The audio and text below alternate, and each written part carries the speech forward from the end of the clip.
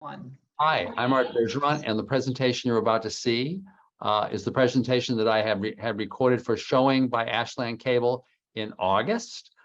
This presentation is all about living with memory loss. So if you are having some memory problems or someone you love is having some memory problems and you don't know what to do first, then rather than doing nothing, I give you some suggestions on how you can kind of figure this out and figure out what the problem may be and figure out what the programs may be that can help you if you have a problem. So if those are early, if you've got those kinds of early stage problems, or if you are farther down the road and you're having greater memory problems and you need to know what additional services you might be able to get in terms of home care and other things in order to help you or the person you love continue to deal with this disability, then this is really the program for you. So watch the program. If you have any questions regarding any of this, you can call me anytime, 508-860-1470. Thanks, and I hope you enjoy the program.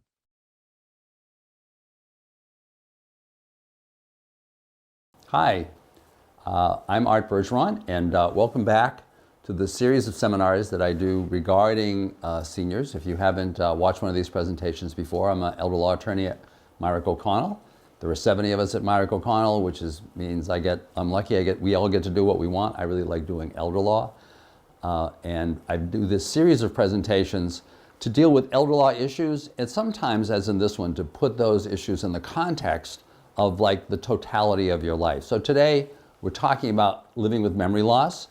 I talk to people a lot about the implications of living with memory loss in terms of the programs that they may be eligible for and qualifying for them for those programs. I talk a lot about Mass Health, but I want to talk about today, I want to talk about that, but also in the kind of broader context of what are the issues that you really need to be thinking about if you're experiencing some issues. And I'm going to talk about Frank and Mary, my good friends who I always talk about them and their kids, Peter, Paul, and Mary Jr.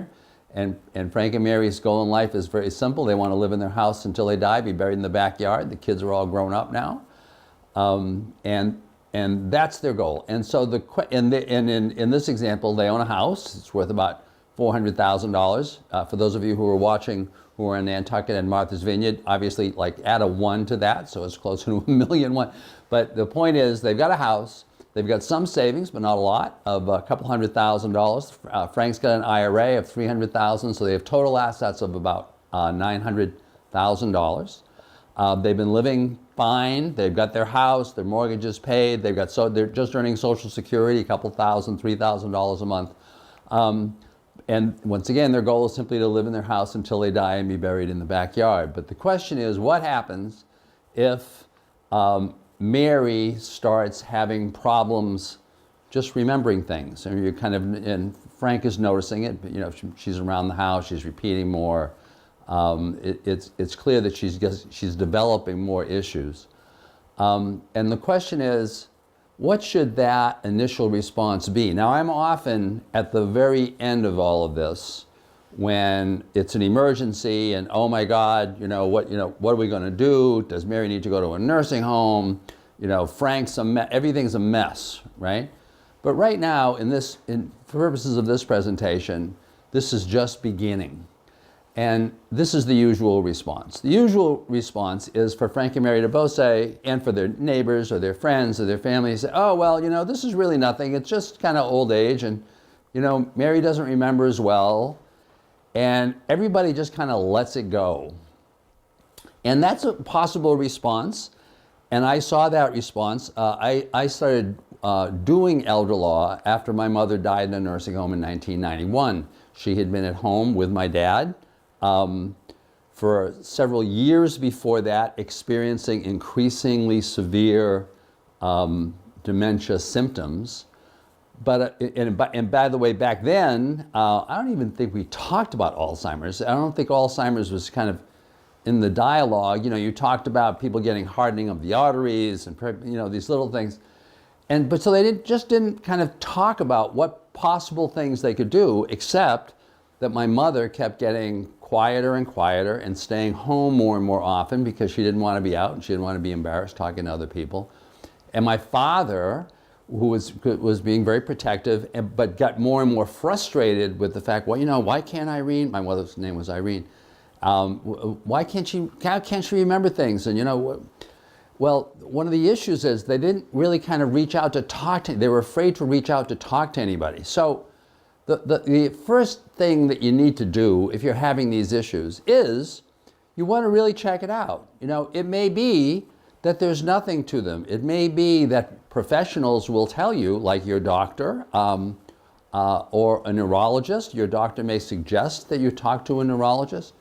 Or if you just want to be, even before that, you just want to call somebody and you want to call the Alzheimer's Association, which has a national hotline, which is there for emergencies, but also for these kinds of conversations. You know, you just want to be learning about perhaps Alzheimer's or other diseases that cause memory loss. Maybe you just want to be talking about it so that you can get a handle on whether there may be an issue, maybe there's not an issue, maybe this is something that you just need to be kind of checking in, you know, as things go on. Think of it as, you know, you found out that you got a high cholesterol level, or you got high blood pressure or whatever, and now you got to start paying attention to it.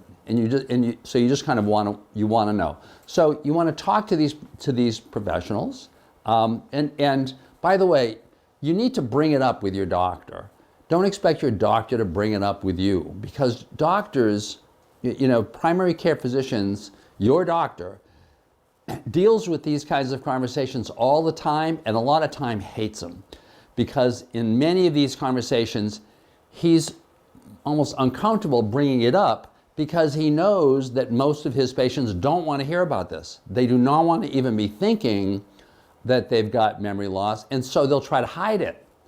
And they'll come in, oh no, everything is fine. How are things at home? Oh, everything's great. They won't even bring it up with the doctor.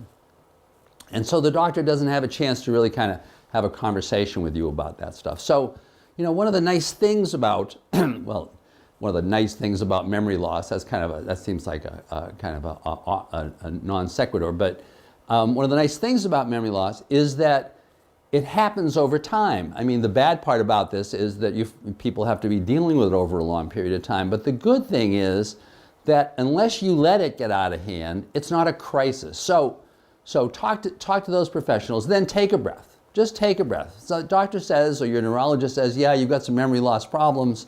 This is where things may be going. You know, it's not cancer, right? You're not about to have to go through chemo and all this other stuff and operations, and it's not back pain. I often tell my clients, if I had a choice between living with a bad back and living with a bad memory, I'll take a bad memory, right? It's not COVID. You know, you're not about to just die over this. So it is what it is. And then you've got time to figure out a plan and to figure out how, for Frank and Mary's perspective, you can do what you've said you want to do. You want to live in your house until you die. You want to be buried in the backyard. So how's that going to work out if Mary has memory problems? So the next thing you want to do, or in order to do that, in order to figure out your plan, you need to figure out the people who can figure out that plan with you. And those people are out there. There are people who are regularly dealing with the literally tens of millions of people in America who are experiencing memory loss and are in some stage of experiencing memory loss. So first and foremost, go to your senior center. Go to your senior center. Trust me, you're not the only one who has asked this question to the folks at the senior center. They can be the kind of the gateway through which you can find professionals that are in your area, and programs that are in your area. You may be able to find support groups. So you really want to talk to your senior center, either before or after you do that, because this is if that's the first call you make. One of their suggestions is going to be call the Aging Services Access Point in your area, which on Martha's Vineyard in Nantucket, where I spent a lot of time, is the local representative of Elder Services of Cape Cod and the Islands. In the Marlborough, Hudson, Northborough area, where I live, and around which I do a lot of work, it has been Bay Path Elder Services. Bay Path Elder Services just merged with a larger Aging Services Access Point, or ASAP, called Springwell. But they still have offices right here in Marlborough. You can call them, you can stop by to just talk to them about what the resources are that might be available. Finally, and this is a strong recommendation of mine. If you're experiencing memory loss issues, go talk to a geriatric care manager. Now, geriatric care managers, many still call themselves geriatric care managers. Others call themselves aging life care professionals.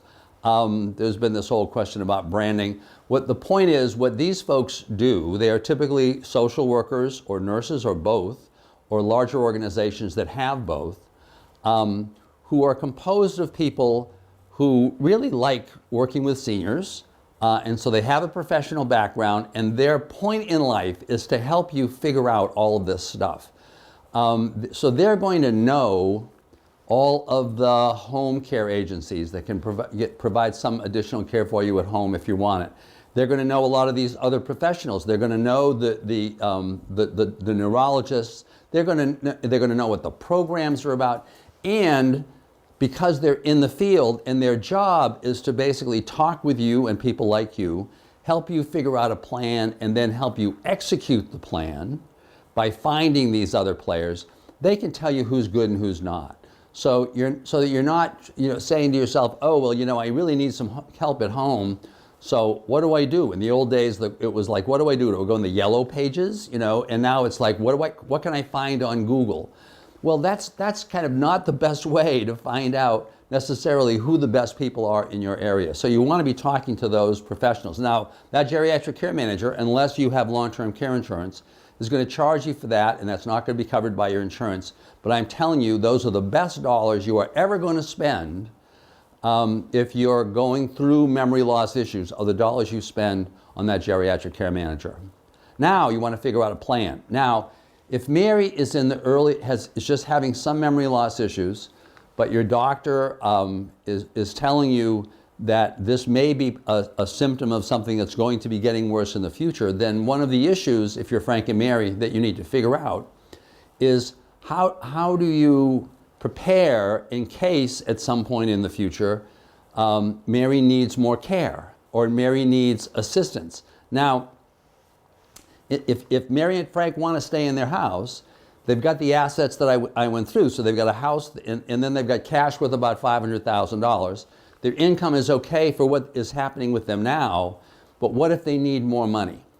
Well, the only obvious, and they may not be wanting to just spend down that $500,000 right away, because that's the only $500,000 they have. They know that and they don't want to run out of money before they die. Nobody wants to run out of money before they die.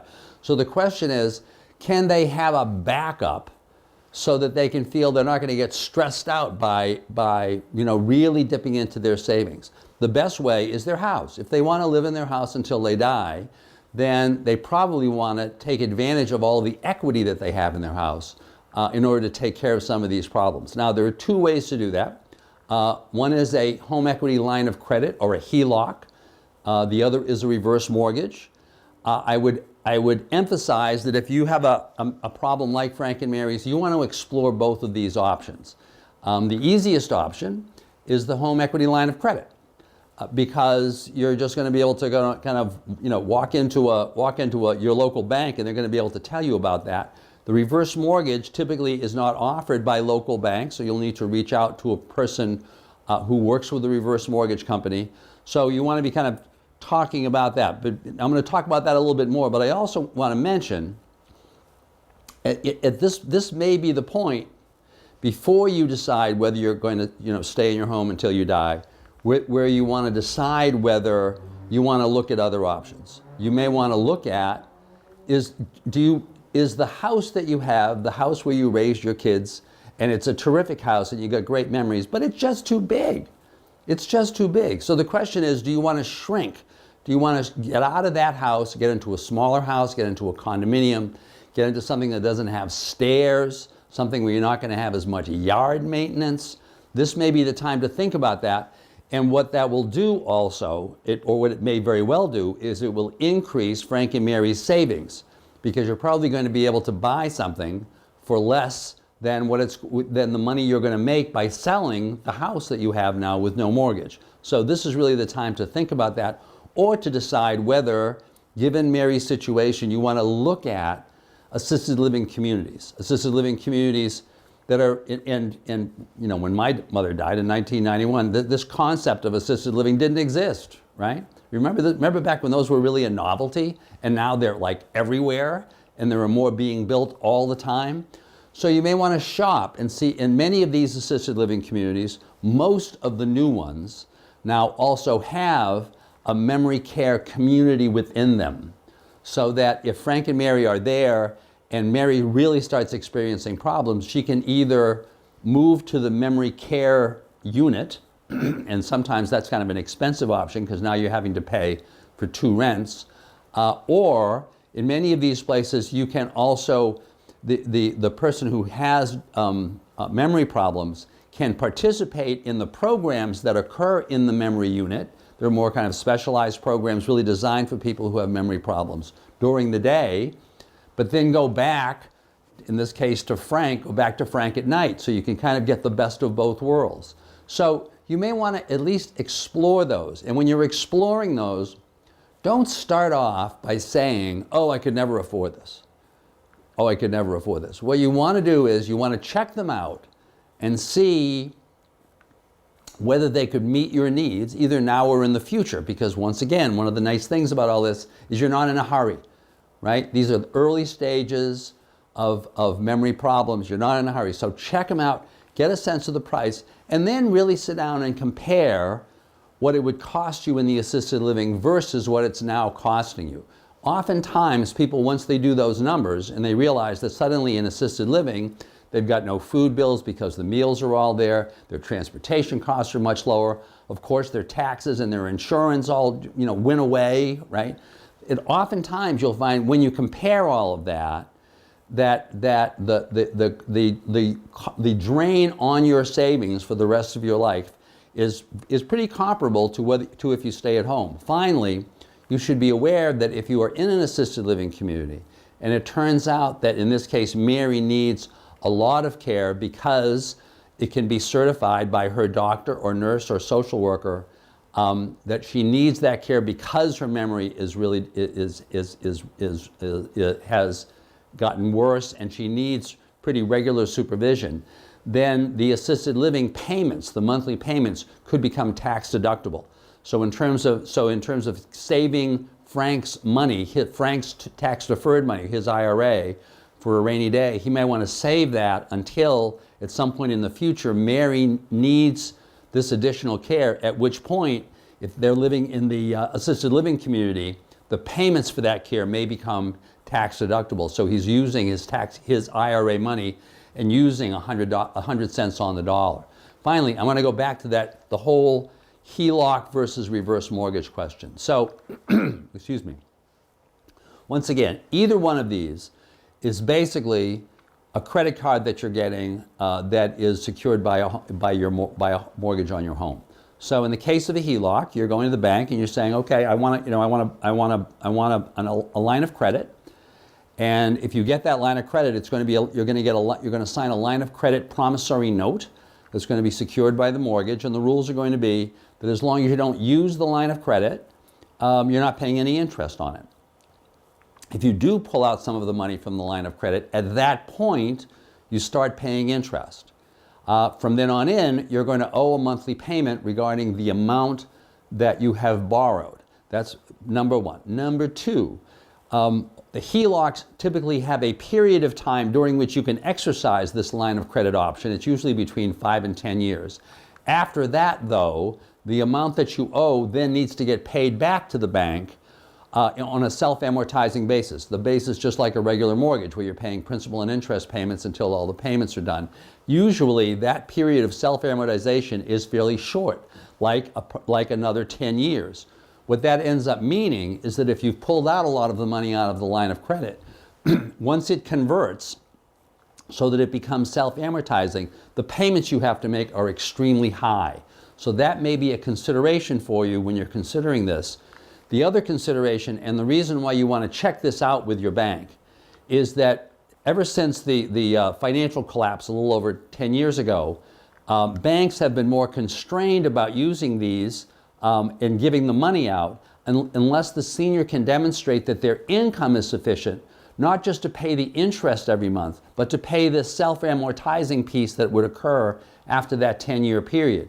So Frank and Mary may find in this case that if their only income is from Social Security, they can't get a HELOC, or they can't get one regarding a substantial percentage of the value of their house. So that may not be on the table. The other option is the reverse mortgage. A reverse mortgage is the same as a HELOC. It is a promissory note, a promise that you give to this bank secured by a line of credit. Just like the HELOC, if you haven't borrowed any money, you don't start paying interest. The difference, though, is that once you have started borrowing money, while interest accrues on that money every month, if you can't pay it, you don't have to. The interest, if you don't pay it, simply gets added at the end of that month to the principal, thereby increasing the principal by a tiny amount, so that the following month, the payment goes up by a tiny amount. So in either case, you want to Frank and Mary need to figure out, and the earlier the better, whether they have this ability to tap into their home to provide equity, and if so, for how much. So that's something that, once again, you want to be considering early. Now, you want to learn early also about the programs that are available when you're in this kind of early memory loss situation. There are a lot of them. If you go talk to your ASAP, you're going to find out about ECOP, the Enhanced Community Options Program, which is a statewide program that is offered through these ASAPs. So it will be offered through Springwell and through Elder Services of Cape Cod and the Islands, that will provide you with typically up to 6 to 10 hours of assistance at home, not with the activities of daily living, not with helping you go, use the bathroom or shower, but with things like shopping or meals prep, or doing a lot of the things that Frank and Mary may decide at this point they really need to have done, among other things, because Frank needs to be with Mary. And perhaps Frank, can't get out of the house or doesn't want to be doing these other things, right? So you may want to be talking to these folks about those programs, as opposed to the mass health programs, which are asset-based. In this case, you can qualify for these no matter what your assets. Frank and Mary could qualify for these programs with their current assets and income. There's a small copay based on your income. So you want to look at that. You also want to look at what other programs are available. And you want to go look, and your geriatric care manager is going to be able to tell you this, but especially the folks from the senior center are going to be able to tell you. And these are going to be very local. There's a great program in Marlborough, Hudson, and Northborough now called Daybreak, a program through which, if you have dementia, you can go to the program for 1 or 2 or 3 days a week and participate in the program. It's great in terms of your caregiver, because the caregiver then has time during the day, typically about 4 hours, to get other stuff done or just to go home and take a nap. For the program participants, it's great because everybody there has memory issues, and therefore the memory isn't like an embarrassment. It's just kind of like part of the program. So that's a great program. There are also standalone programs. There's a terrific one on Martha's Vineyard called the Center for Living that offers this kind of program assistance all day, 4 out of 5 days during the week. It's a wonderful program. They offer lunch. In that particular program, you can get Elder Services of Cape Cod and the Islands, excuse me, to actually assist with the cost if you meet certain mass health criteria. I happen to be, our firm is general counsel to the Center for Living, and I know they're also looking at scholarship programs for people who really can't afford those payments. So there are the point is, don't say no to yourself. Don't assume that these programs aren't available. If there's no program, invent one. I know a program that exists. It's a so-called memory cafe that exists in Hopkinton, that happened because I remember speaking to a woman once when I was in Hopkinton who decided her husband had gone through this. She saw the real need, and she just started a program. And it's just like this wonderful program. So you want to look at that, and you want to know from the senior center, et cetera, about any caregiver programs that might be in the area. Finally, if you're getting to mid to late stage, so Mary is really having pretty serious memory problems, you may want to consider trying to qualify for the so-called Frail Elder Waiver, a program through which Mass Health will pay for assistance for Mary in the home for up to 40 hours a week, so it's a lot of care. It only works, this isn't 24/7 care, so it only works if there's someone like Frank who's really there, but just needs this kind of assistance during the day. If Mary qualifies because she needs constant supervision, then the question is how Frank would qualify. In this case, given Frank's assets, Frank and Mary could qualify for this program. Because as far as the program is concerned, you can own the home no matter what the value. Frank can have other assets of up to, actually this figure is incorrect. The figure is now, it went up this year, $137,400, and Frank can have unlimited income. So Mary could literally transfer all of her assets to Frank the day before they applied for that program. Frank could keep, say, $100,000 in cash or cash equivalent assets, use the rest of the money to buy an annuity, as long as that annuity calls for equal monthly payments over a term that is shorter than his life expectancy. At that time, the purchase of that annuity in any amount is a legitimate conversion from a countable asset to a non-countable income stream. The day after Frank buys the annuity, Mary qualifies for Mass Health. Now, this program is a little more complicated. This is one of the reasons why people will talk to lawyers at this point, because they'll want to make sure they've gotten the assets correctly distributed. So you want to talk to your lawyer at that point. But the point is, this doesn't have to be done ahead of time. This can be done the day before Mary needs or wants to qualify for this program.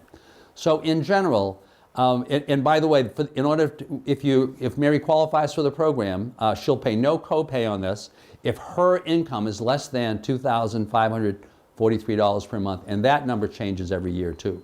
So the bottom line for all of this is, if you've got memory issues, once again, the nice thing about having a memory issue is it doesn't just show up all of a sudden. It doesn't just show up all of a sudden. You know you're having some problems. You have plenty of time to plan. You know that it's not cancer. You know it's not back pain.